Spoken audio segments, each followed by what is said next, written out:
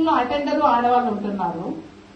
అదే స్థాయిలో మన పోలీస్ స్టేషన్ చూసుకున్నా, ఒక ఎంఆర్ఓ ఆఫీస్ చూసుకున్నా, జిల్లా కలెక్టర్ ఆఫీస్ చూసుకున్నా, రాష్ట్రంలో సచివాలయం చూసుకున్నా, నువ్వు అలాగ చూసుకుంటూ వెళ్తే దేశంలో ప్రస్తుతము మనకున్న ఆర్థిక మంత్రి పేరేం పేరు? నిర్మలా సీతారామన్ గారు. ఆవిడ ఎలాగ తన జీవితం ప్రారంభించారో ఒకేసారి అక్కడికి వెళ్లి ఒక హోదా తీసుకున్నారా మేడం ఏమైనా? ఆమె సాదాసీదాగా ఒక కుటుంబంలో పుట్టి ఒక యంగ్ అంటే గర్ల్ నుంచి తను పెరుగుతూ ఎదుగుతూ అన్ని విధాలా తన ఇంట్లో నేర్చుకున్నది, స్కూల్లో విధేయత చూపించింది, తను ఎన్నుకున్న మార్గంలో తన గుళ్ళో తను పరివర్తన చెందుతూ వచ్చింది.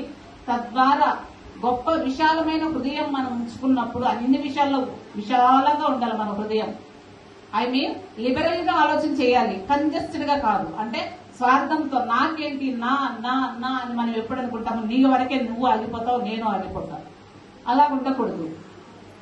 మనము ఉమెన్ కి దేవుడు ఇచ్చిన గిఫ్ట్ ఏంటి తెలుసా? ఎందుకు ఏంజల్స్ అన్నాను తెలుసా? దేవుడు అన్ని దగ్గరలో ఉండలేక మదర్ రూపంలో మనకు కుటుంబంలో అమ్మనిచ్చాడు. ఆ అమ్మ మాట విన్నవాళ్ళు చాలా బాగుపడ్డారు. అమ్మ చెప్పింది విన్నవాళ్ళు చాలా మంచి స్థాయిలో ఉన్నారు. ఇవన్నీ మనకు చట్టం కల్పించింది. రెండవది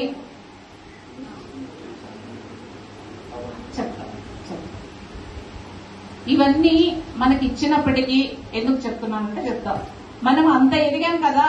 నిర్మలా సీతారామన్ గారు ఉంటున్నారు, మనకు రాష్ట్ర గవర్నర్ గా మన రాష్ట్రపతిగా ద్రౌపది ముర్ము గారు ఉంటున్నారు, మరి మన కడపలో ఒక ఎమ్మెల్యేగా ఉంటున్నారు లేడీస్. తర్వాత వచ్చి ముఖ్యమంత్రులు చేశారు, ఎన్నో ప్రధానమంత్రుల పోస్ట్ ఎన్నో ఆడవాళ్ళు అచీవ్ అయ్యారు. అయినా సరే మనం ఉమెన్ ఎంపవర్మెంట్ మీద మాట్లాడుకోవాల్సిన అవసరం ఉంది. దానిలో మనం తెలుసుకోవాల్సినది చాలా ఉన్నది. ఇదే ఒక పక్క నాణ్యానికి ఒకవైపు. రెండో వైపు చూస్తే అదే కోల్కతాలో ఒక డాక్టర్ గా పనిచేస్తున్న అమ్మాయిని చంపేశారు, తెలుసు కదా. ఏం చేసి చంపేస్తున్నారు అన్నది పక్కన పెడతాం. అలాంటివి జరుగుతున్నాయి. 3 ఏళ్ల పిల్లలు, 6 సంవత్సరాల పిల్లలు, 7 సంవత్సరాల పిల్లల కాడి నుంచి టీనేజ్ వరకు 80 ఇయర్స్ ఉమెన్స్ పైన కూడా దాడులు జరుగుతున్నాయి. లైంగిక పరమైన దాడులు జరుగుతున్నాయి, అబ్యూజింగ్ జరుగుతున్నది, వైలెన్స్ జరుగుతున్నది, వర్క్ ప్రదేశాల్లో హరాస్మెంట్ జరుగుతున్నది, డొమెస్టిక్ వైలెన్స్ జరుగుతున్నది. అవునా కాదా? దీని గురించి మనం మాట్లాడుకుందాం. ఇవంతా జరుగుటకు కారణం ఏంటి? చట్టాలు ఉన్నాయి, ప్రతి ఒక్కరికి ఒక పోలీస్ కావాలంటే సాధ్యమవుతుందా? మీకు అర్థమవుతుందా నేను చెప్పేది? ప్రతి ఒక్కరికి ఒక పోలీస్ అన్న వాళ్ళు ఉంటే మీ మీద జరిగే క్రైమ్ ఆగుతుందని మీరు అనుకుంటున్నారా? లేదు. చట్టాలు ఉన్నాయి, కాదని నేను చెప్పట్లేదు.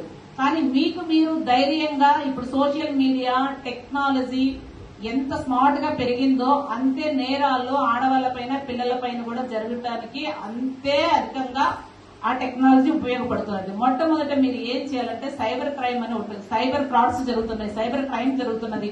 సైబర్ ఉపయోగించి అంటే టెక్నాలజీ ఉపయోగించి ఆడవాళ్ళని హరాస్ చేసేది చాలా ఎక్కువైంది. దాని నుంచి మిమ్మల్ని మీరు ఎట్లా ప్రివెంట్ చేసుకుంటారు అన్నది మనం మాట్లాడుకుందాం. ఇప్పుడు ముందు దిశ యాప్ ఉంది, ఇప్పుడు దిశ యాప్ కాకుండా ఉమెన్ సేఫ్టీ యాప్ అని ఒకటి ఉంది.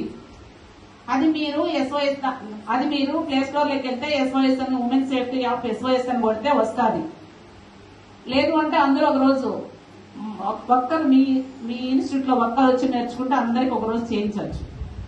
ఓకేనా? దాని ద్వారా ఏమవుతుందంటే మీరు మాట్లాడలేని కండిషన్ ఉన్నా కూడా జస్ట్ మీకు నెట్ ఆఫ్ అయినా కూడా జస్ట్ ఒక్కసారి షేక్ చేసి మాట్లాడిన పరిస్థితి ఉన్నా విత్-ఇన్ 5 minutes లోపల మీ పేరెంట్స్ కి ఆ మొబైల్ నుంచి అలర్ట్ వస్తుంది, ఆ దగ్గరగా ఉన్న నియరెస్ట్ పోలీస్ స్టేషన్ కి వస్తుంది, ఆ కాల్ ఫార్వర్డ్ అవుతుంది. మీరు ఒక 15 seconds దాదాపు 1 minute హాఫ్ మినిట్ మీరు మాట్లాడకుండా